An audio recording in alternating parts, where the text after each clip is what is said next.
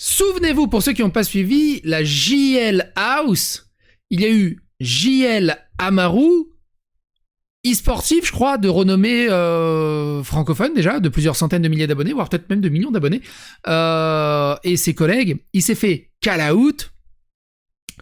Ça a explosé sur Twitter, on en avait fait 2 vidéos dessus, il s'est fait virer de sa team, il s'est fait virer de la JL House.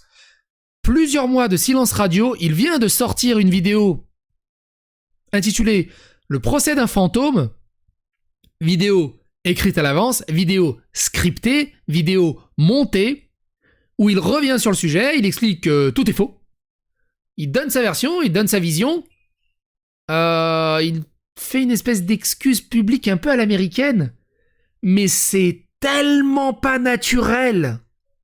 On dirait un présentateur de météo, sauf qu'il a 12 ans. C'est oufissime. Mais vous allez voir, c'est assez intéressant.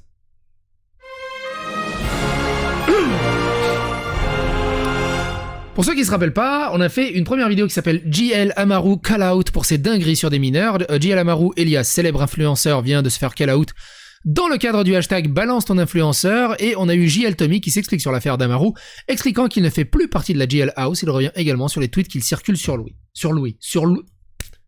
merci. Et donc il a fait une vidéo, le procès d'un fantôme. La vidéo est extrêmement condensée, donc je vais beaucoup le laisser parler, parce que comme elle est scriptée et qu'il parle, il n'y a pas d'hésitation, mais vous allez voir, c'est assez intéressant. Donc dès le début, déjà regardez de la manière dont il parle. Bonjour à tous, j'espère que vous allez bien, que vous avez passé de bonnes vacances et que vous avez eu une bonne rentrée. En ce qui me concerne, le recul que j'ai pu prendre ces derniers mois m'a fait beaucoup de bien.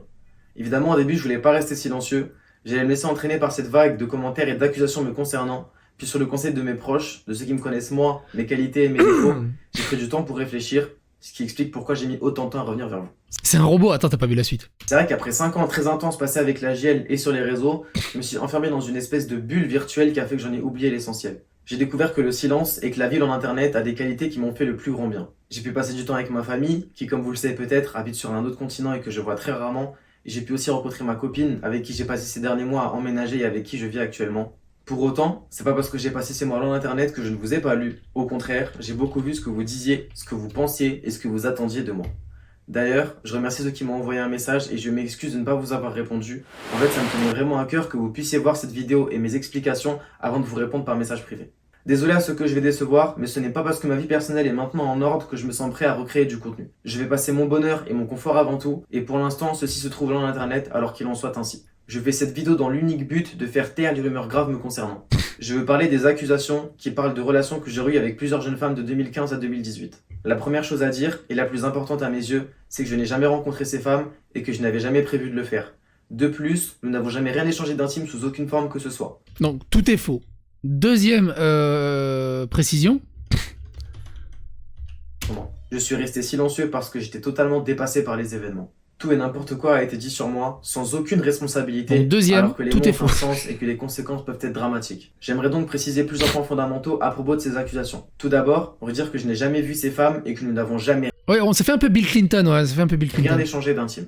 Ensuite, vous dire que j'ai eu une vie sentimentale très loin de ressembler à mes plaisanteries ou aux échanges qui ont pu être révélés sur Twitter. En effet, les femmes que j'ai fréquentées se comptent sur les doigts d'une main, et les relations que j'ai eues avec elles ont toujours été très cordiales et respectueuses. C'est vrai qu'une seule d'entre elles l'a été avec une femme mineure, mais ce n'est pas parce que les accusations sortent maintenant que les accusations datent de maintenant. Et pourquoi il fait ça? Donc, il a été conseillé de faire ça comme ça. Tu te lèves pas un moment et tu fais en mode Bill Clinton, poème politique, excuse publique, justification, droit, en lisant un script. Non. Moi, ce que je comprends pas, c'est que c'est des streamers, c'est des e-sportifs, c'est des influenceurs, c'est des mecs qui sont normalement doués de parole. Ils pourraient juste faire une vidéo honnête et sincère. Cette fille de 15 ans, je l'ai rencontrée lorsque j'en avais 18 et que j'étais au lycée. Nous nous aimions, ses parents étaient au courant, et ça n'est pas répréhensible. Donc il avait 17 ans et quand il est sorti avec une nana de 15 ans, il explique. C'est ma vie privée, je n'ai pas à me justifier plus ni en dire davantage. Je ne comprends pas comment l'emballement du groupe peut pousser les gens à mettre des mots aussi graves sur des situations aussi communes. À ceux qui seraient tentés de continuer à dire n'importe quoi, sachez que la loi est claire. Ce n'est ni de la pédophilie, ni du détournement de mineurs. Les mots ont un sens, les mots ont un poids, Et les utiliser de façon détournée comme certains de vous l'ont fait, c'est une insulte aux personnes qui en sont réellement victimes. Les conséquences de ces accusations infondées sont graves. Le pire, c'est le harcèlement que mes proches ont subi. La panique qu'ils ont éprouvée en lisant des mots comme viol, pédophilie ou terrorisme sur Twitter. À 3h48, il revient sur le premier fait.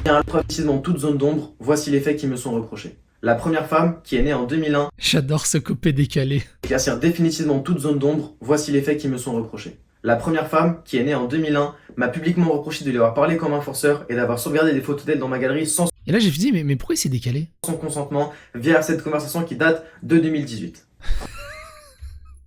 Le naturel.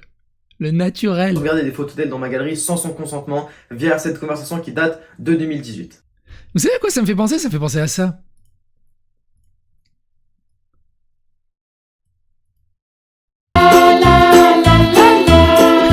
Bonjour et bienvenue dans un nouveau numéro des tutos de Gatien. Aujourd'hui, on va faire un déguisement de fantôme. Pour ceci, nous aurons besoin d'un drap blanc. C'est pas la même chose? Et ensuite, appliquez le drap blanc sur vous et le résultat est saisissant. On n'est pas sur le même niveau là? On n'est pas sur le même niveau?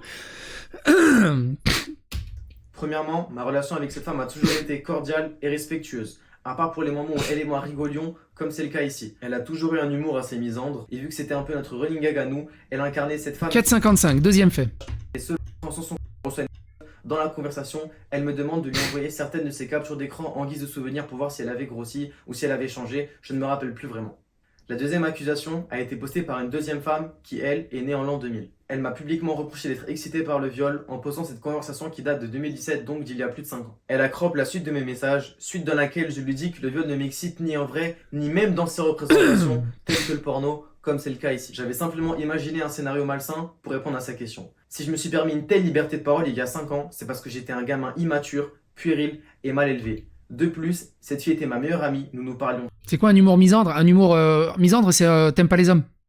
Donc c'est un humour où tu clashes la masculinité. Pratiquement tous les jours et nous nous faisions aveuglément confiance. Notre relation s'est ensuite détériorée pour des raisons que je ne citerai pas pour son bien, raisons qui m'ont poussé à couper contact avec elle sans lui donner d'explication, comme vous pouvez le voir ici. Avec du recul, je comprends la frustration qu'elle a pu ressentir face à une rupture amicale sans explication, mais ça ne justifie en rien la manipulation des messages qu'elle a fait pour me faire passer pour un violeur aux yeux de tout le monde. Troisième fait les plus graves. Enfin, la troisième accusation provient d'une troisième femme qui, elle aussi, est née en l'an 2000. Elle a posté 7 conversations sur Twitter, conversations qui datent de 2016, donc d'il y a plus de 6 ans. Elle me reproche de l'avoir incité à se lancer dans la pédopornographie. Elle et moi avons très exactement 2 ans et demi d'écart. L'utilisation du mot pédopornographie n'a strictement rien à faire ici. C'est une accusation extrêmement grave et lourde de sens. Elle ne doit pas être utilisée à la légère. Pour vous expliquer un petit peu la nature de notre relation, cette fille je l'ai rencontrée en 2015. Lorsque je l'ai rencontrée, elle sortait d'une relation, elle était donc célibataire. Nous nous sommes parlé, nous avons entamé un jeu de séduction, puis elle m'a fait comprendre qu'elle n'était pas intéressée. Nous sommes donc restés amis plusieurs années après ça, peut-être 3, 4 ou 5 ans, je ne me rappelle plus tellement c'était long.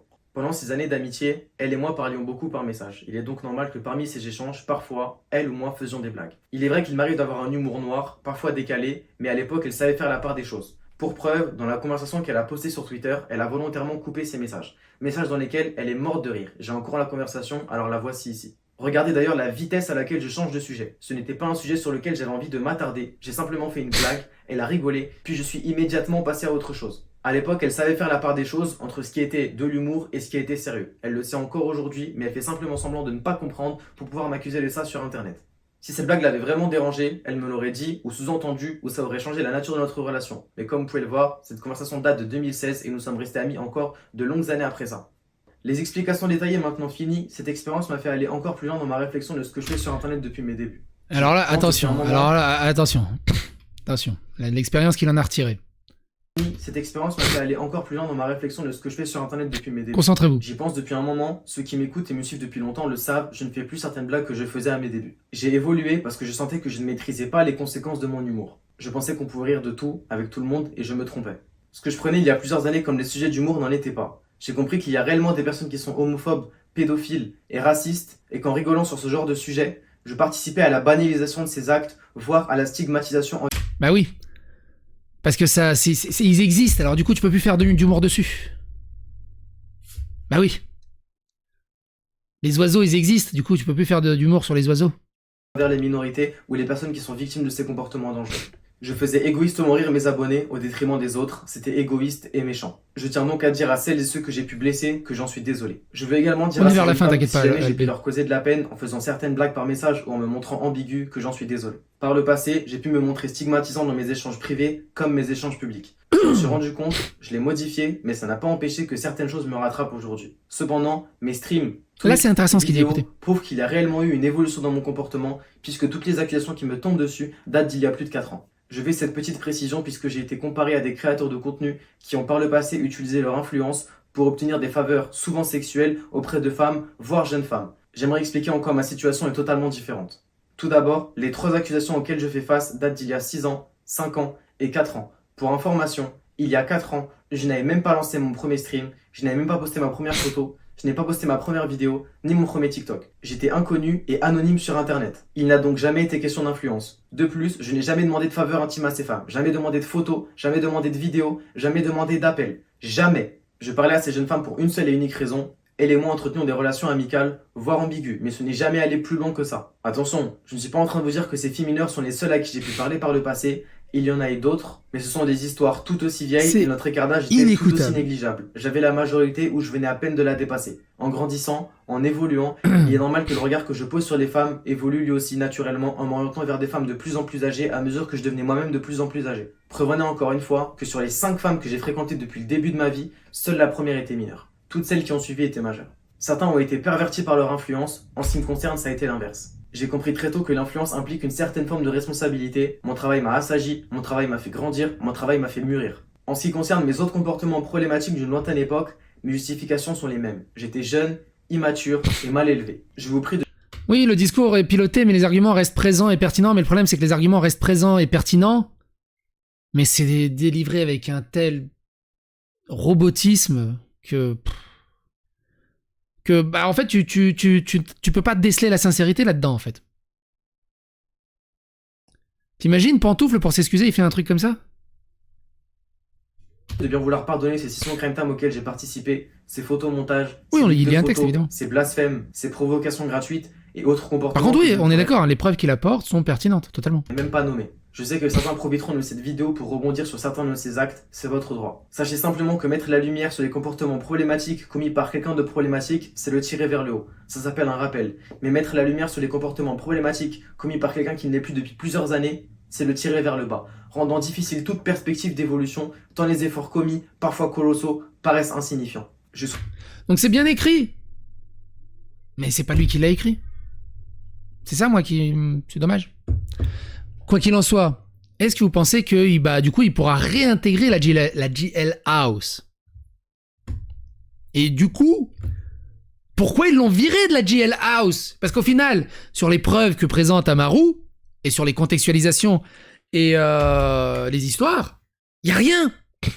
Il y a rien qui justifie ni le harcèlement, ni l'acharnement, ni surtout d'être viré de la GL House, d'être cancel par ses propres collègues de travail, par ses propres amis. Donc, soit ses amis sont complètement cons, allons-y gaiement, soit il y a d'autres choses qui n'est pas dit en fait. Parce que rien ne justifie qu'il soit viré. Parce que tu vois, c'est un peu comme In The Panda. Tu vois, In The Panda, pendant 6 ans, ils ont soutenu In The Panda. Et là, ils ont dit, non mais finalement, vous aviez raison, on s'en veut de l'avoir soutenu. Donc ils étaient bien au courant et l'ont soutenu tout en sachant de tout ce qui s'est passé. Donc ils confirment les témoignages comme s'ils étaient véridiques. C'est ça le truc. C'est compliqué, hein.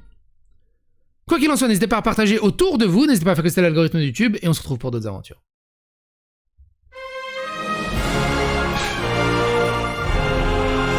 Le GL House a vite fui les problèmes, genre il se débrouille, c'est pas notre problème. C'est un peu comme la Zawa Prod avec Moufette.